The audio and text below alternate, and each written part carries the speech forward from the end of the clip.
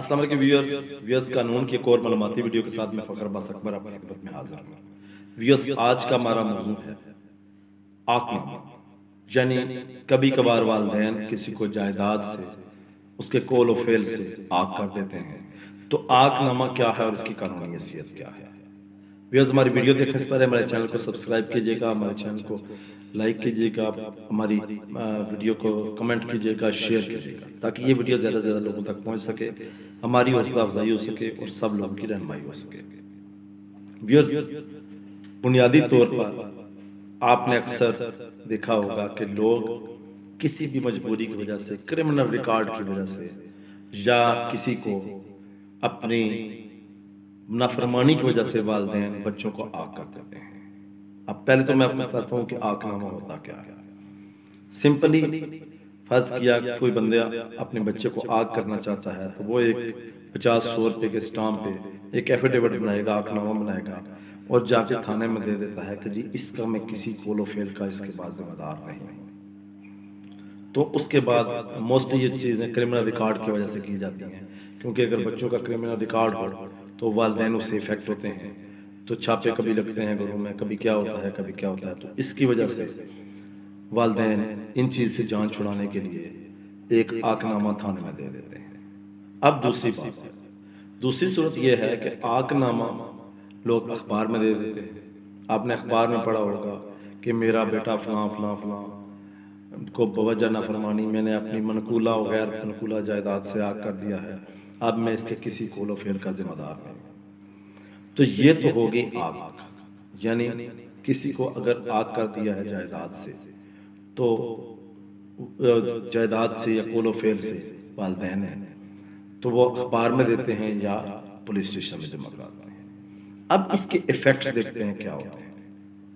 अगर तो किसी को जायदाद सिर्फ कोलो फेल से आग किया, जायदाद से नहीं किया, तो फिर पोजीशन डिफरेंट है, क्योंकि अगर आपने कोलो फेल से आग किया तो जाहिर है पुलिस या कोई बंदा आपसे क्लेम नहीं कर सकता। अगर किसी ने बच्चे ने किसी के पैसा देना है तो वो क्लेम नहीं कर सकता कि इस बच्चे के पैसा वालिदैन से, तो वो तो एक बात अलग है।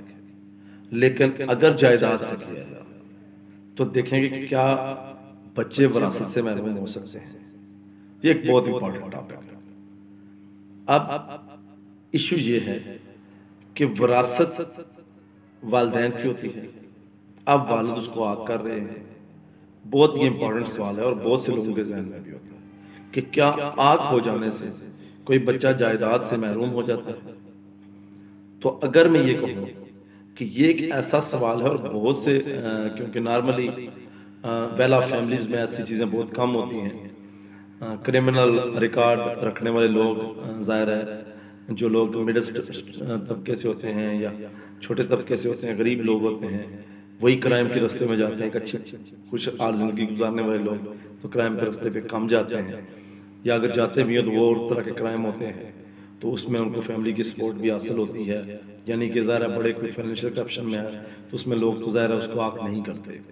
तो नॉर्मली जब आग कर देते हैं तो बच्चे ये सोचते हैं या वालिदैन के जहन में होता है कि अब जी ये हमारे किसी जायदाद का वारिस नहीं है। तो इसमें मैं एक चीज़ बताता चलूँ कि वालिदैन कभी भी किसी भी सूरत में बच्चों को जायदाद से आग नहीं कर सकते, क्योंकि जायदाद का ताल्लुक विरासत से है और विरासत जो होती है उससे आग करने का कोई कानून, कोई मजहब में कोई कानून एग्जिस्ट नहीं करता। अब क्या बच्चे विरासत से महरूम रह सकते हैं?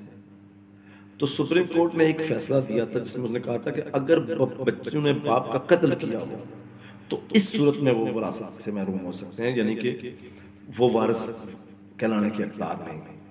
इसके अलावा जितने भी सूरतें हैं, यानी आकनामा, इन चीज़ों से बच्चे विरासत से महरूम नहीं होते और इसकी बेस पे किसी को विरासत से महरूम नहीं किया जा सकता।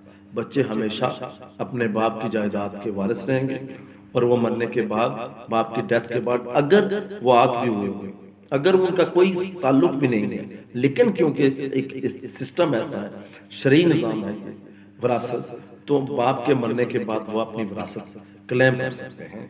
और इस तरह अगर पहली तो बात यह है कि बाप के मरने के बाद उनका नाम ऑटोमेटिकली आ जाता है नादरा में जब फरसी बनती है, और अगर इस तरह ना भी हो तो वो अपने बाप की जायदाद बाप की डेथ के बाद क्लेम कर सकते हैं, और बच्चे बिल्कुल उसी तरह बाकी बच्चों की तरह वो विरासत में हकदार है, जिसको आग किया गया है उस वो भी उसी तरह विरासत में हकदार है जिस तरह बाकी बच्चे हैं।